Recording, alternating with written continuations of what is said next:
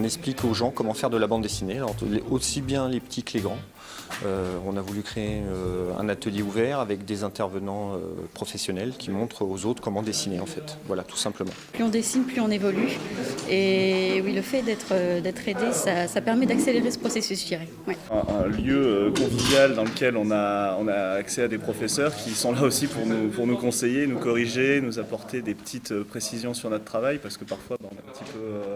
voilà, c'est pas notre spécialité, on va dire, le dessin. C'est surtout une passion amateur qu'on vient ici enrichir. Moi, je suis venue avec mon fils et j'ai dit, bah tiens, je vais réapprendre moi aussi à dessiner, quoi.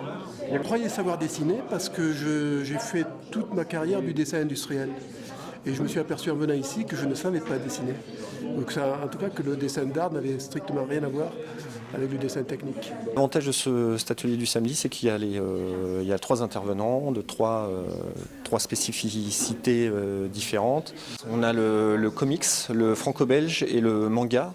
Mais le petit secret qu'on va révéler ici, c'est que on fait tous les 3 de la bande dessinée.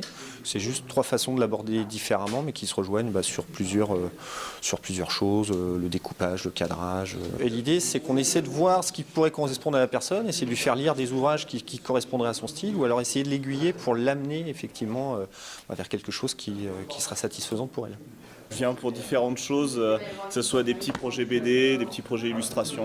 C'est essentiellement personnel et également pour mon métier. Je suis enseignant, donc j'aimerais bien faire un petit peu des bandes dessinées pédagogiques. Donc là aussi, ça m'apporte des petites choses. J'aime bien le comics et le manga, ça serait plutôt ça, oui. Combien de temps tu es ici Là, ça va faire ma 4e année. Et pas de lassitude? Non, moi j'adore ça. Tout le temps, le samedi, c'est amusant.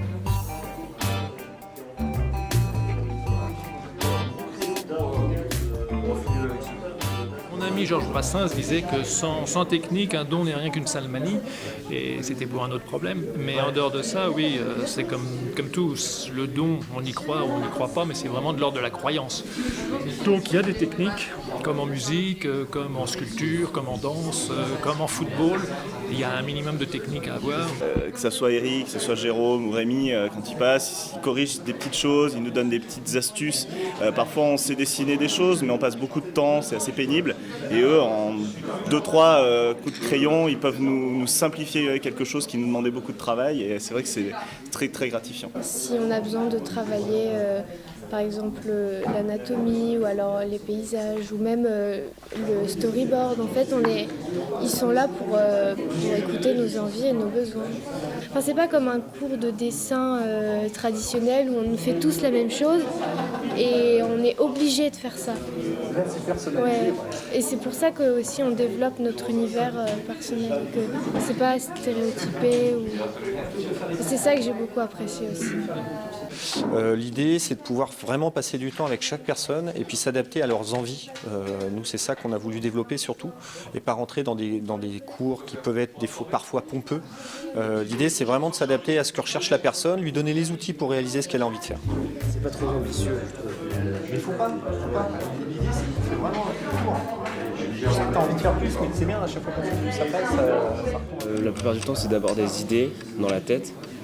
Puis après, j'essaie de les mettre sous forme de cases et de pages qui s'enchaînent. Et ça, c'est le moment le plus long parce qu'il faut bien que ça s'enchaîne bien vite et que ça corresponde à ce qu'on a dans la tête. J'ai une idée de Harry Potter et là je suis en train de créer une nouvelle maison.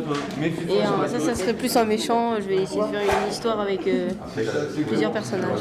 C'est d'essayer de transmettre, c'est beaucoup dire, mais d'essayer de faire partager un plaisir et de donner des pistes et de dire tiens, essaye de faire ça, ça t'évitera de galérer pendant 10 ans comme moi. Par contre, il n'y a pas de recette magique. Il n'y a pas le crayon ou la martingale qui permet de bien dessiner. C'est simplement d'avoir un minimum de base technique et puis après de s'en servir pour son plaisir en tout cas. Tout ce qui est composition, mise en scène, etc., c'est vraiment des choses qui ont besoin de beaucoup de temps pour être apprises. Et le fait d'avoir des professeurs, entre guillemets, ça me permet vraiment de cibler les choses qui sont améliorées. à zéro et on va chercher... Nous, on travaille aussi bien sur un support papier qu'un support numérique.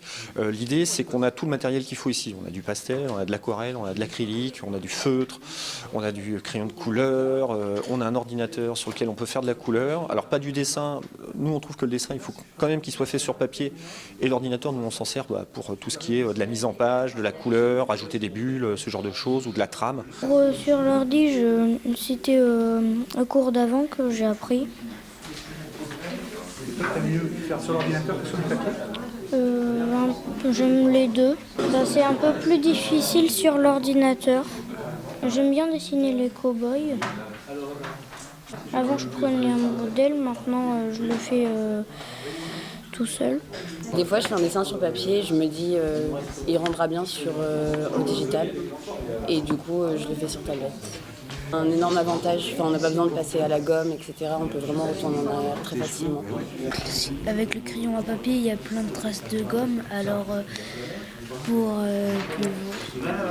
plus voir les traces, on prend la table lumineuse.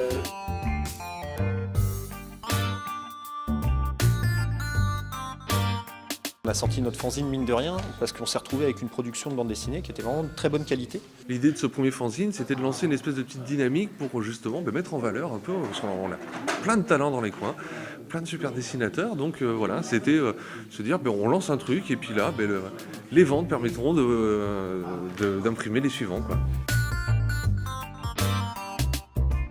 Ils vont me faire dessiner des trucs que j'aurais pas forcément pensé à dessiner. Donc voilà. Mais complètement. Et puis ils progressent super vite. Donc faut que je bosse aussi à côté, faut que je reste à niveau. On apprend aussi de notre côté et puis on se retrouve à faire plein de choses qu'on ne savait pas faire avant. Donc je pense, sans pouvoir me tromper, de dire que ce soit moi, Rémi, Marie ou Eric, on a aussi évolué dans notre dessin à leur contact. C'est d'une certaine manière, en ce qui me concerne, de rendre ce que certains dessinateurs m'ont appris tout à fait gentiment, plus que gentiment quand j'ai débuté. Donc c'est une sorte de passage de témoin réellement.